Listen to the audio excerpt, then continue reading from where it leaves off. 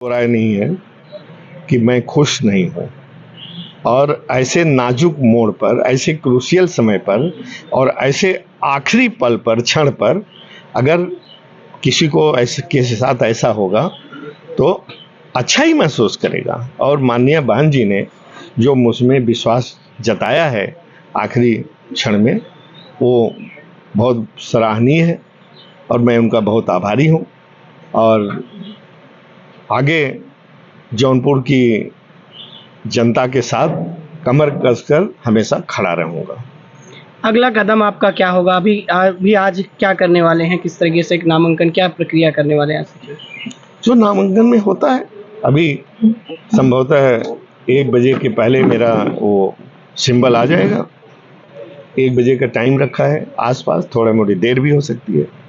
हम बहुत साधारण ढंग से जाएंगे। मेरे को टाइम बहुत कम मिला कि मैं बहुत फौज फाटा जुटाऊं, सैकड़ों 150 गाड़ियां, लेकिन अगर टाइम भी होता तो भी मैं नहीं जुटाता, क्योंकि मैं बहुत सरल और बहुत साधारण ढंग से अपने नॉमिनेशन को करना चाहता हूं और जौनपुर की जनता को इस बात को भी समझना चाहिए। सांसद जी, आप वर्तमान में सांसद थे, फिर आपका टिकट काट करके उन्होंने श्रीकला को दे दिया, क्या कारण रहा होगा? नहीं, मेरा टिकट, इसके पीछे एक बैकग्राउंड है। मैं खुद चुनाव लड़ने का इच्छुक नहीं था। आप लोगों ने अभी कुछ महीने पहले मेरा प्रेस कॉन्फ्रेंस किया था और मैंने खुलेआम सरेआम डिक्लेयर किया था कि मैं अगला चुनाव नहीं लड़ूंगा, बशर्ते कि यदि कोई आदमी मुझ पर भरोसा इतना जताए कि जोर देकर कहे कि चुनाव लड़ना है। बीच में कहीं कुछ किसी ने भरोसा दिया था, लेकिन वो भरोसे पर मैं तैयार भी हो गया था मन ही मन, और काफी अंदरूनी तैयारी भी की थी, लेकिन वो भरोसा मेरा टूट गया। क्या घटनाक्रम हुआ जो आपको एकाएक टिकट मिल गया? कैसे हुआ ये सब और क्या करते ये घटनाक्रम जानना। नहीं, घटनाक्रम की जहां तक बात है, कोई घटनाक्रम नहीं हुआ। अगर आप मुझे विश्वास करते हैं, हर बात मैं सही बोलता हूं। मैंने कहीं किसी को सिफारिश नहीं की कि मुझे टिकट दिया जाए। आप इस पर विश्वास करें न करें, मैं आज सुबह बाहर निकलने वाला था, बल्कि वरुणा से मेरा रिजर्वेशन था। सुबह चला जाता मैं और लखनऊ से फिर मैं चला जाता बाहर बॉम्बे। लखनऊ में कुछ काम था, लेकिन रात को मैं इसलिए जल्दी सो गया था कि 5 बजे उठ करके ट्रेन पकड़ूं।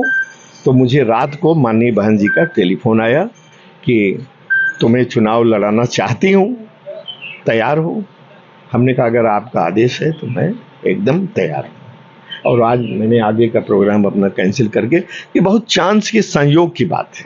बसपा को बीजेपी की बी टीम कहते हैं लोग, और ऐन वक्त पे इस तरह से टिकट बदल देना, जिस तरह से धनंजय सिंह आए थे, एक लहर सी लग रही थी कि बीजेपी का वोट कट रहा है। आप क्या लगता है, आप भी काट पाएंगे? आप कहते हैं, लोग कहते होंगे, लेकिन मैं तो ऐसा नहीं मानता।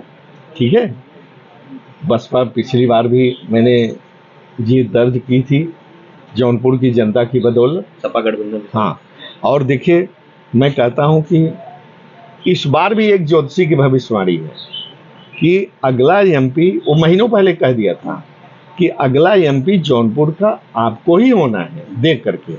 तो मैंने कहा जब मुझे टिकट ही नहीं मिला तो मैं एमपी कैसे होऊंगा?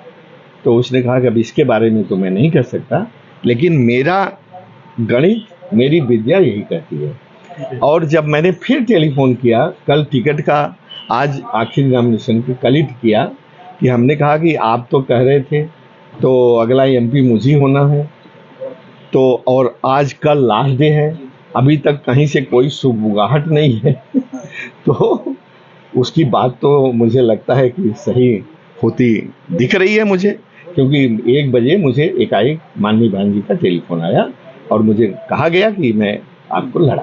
श्रीकला का टिकट कटा, कितना नफा नुकसान आपको मिल पाएगा इससे अचानक? अब इससे क्या हम असेसमेंट अभी कर पाएंगे कि उनका टिकट करने से मुझे तो लगता है कि सब लोग, मुझे तो लगता है कि सब लोग मेरे साथ ही रहेंगे। नहीं, क्या इसका भी लाभ मिलेगा? कोई बहुत जरूरी फोन है, मैं